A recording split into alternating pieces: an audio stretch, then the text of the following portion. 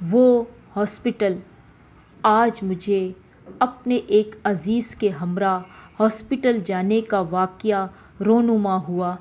میں اور میرے ماموں کام کے سلسلے میں آفس میں بات کر رہے تھے کہ اچانک جب ان کی طبیعت خراب ہوئی تو ہم نے انہیں ہاسپٹل لے جانے کا ارادہ کیا۔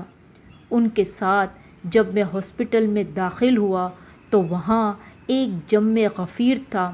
کاؤنٹر پر جا کر لائن میں لگ کر ڈاکٹر سے چیک اپ کروانے کی پرچی بنوائی اور اپنی باری پر مریض کا معائنہ کروایا تو ڈاکٹر نے نسخہ لکھتے ہوئے کہا، آپ کے پیشنٹ کو ڈرپ کی ضرورت ہے۔ نرس سے کہا، ان کی ڈرپ کا بندوبست کرو۔ سو ہمیں ہاسپٹل میں مزید بیٹھنا پڑا۔ اسی دوران ایک لڑکی اپنی بیمار والدہ کے ساتھ دروازے سے انٹر ہوئی۔ اس کی والدہ مشکل سے چل پا رہی تھی۔ حالت بہت زیادہ خراب تھی، جس کی وجہ سے انہیں قطار میں بیٹھ کر اپنی باری کا انتظار نہ کرنا پڑا۔ اتفاق سے ان کی والدہ کو بھی ڈاکٹر نے ڈرپ لگوانے کو کہا اور وہ لڑکی میرے سامنے والے بینچ پر بیٹھ گئی۔ حلیہ اس کا بہت سادہ تھا، شکل و صورت بھی کچھ خاص نہ تھی۔ اس نے بینچ پر بیٹھتے ہی پرس سے موبائل نکالا اور مسکراتے ہوئے کسی سے باتوں میں مشغول ہو گئی، جبکہ اس کی ماں کی حالت بہت ناساز تھی۔ وہ مسلسل باتیں کیے جا رہی تھی۔ جب اس کی بات مکمل ہوئی تو اس نے اپنا موبائل دوبارہ پرس میں ڈال دیا اور گیٹ کی طرف ٹکٹکی باندھ کر دیکھنے لگی۔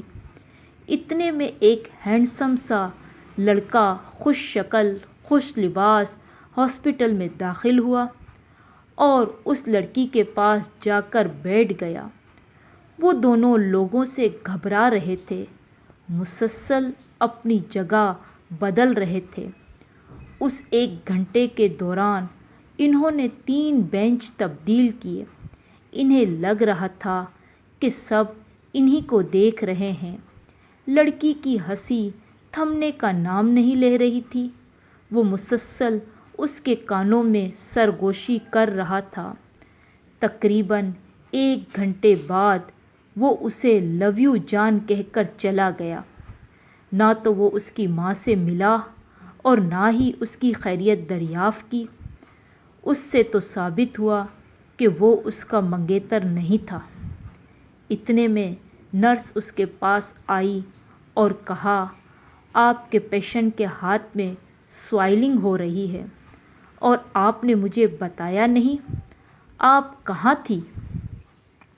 اس نے کچھ جواب نہ دیا اور اس کی ماں کی طبیعت مزید بگڑ گئی۔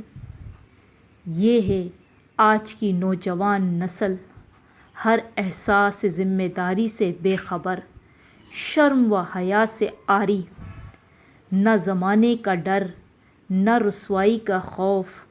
میں جیوں یا مروں تمہیں اس سے کیا؟ اگر یہ کہانی پسند آئی ہو تو پلیز لائک اور سبسکرائب لازمی کیجیے گا۔ کہانی سننے کا شکریہ۔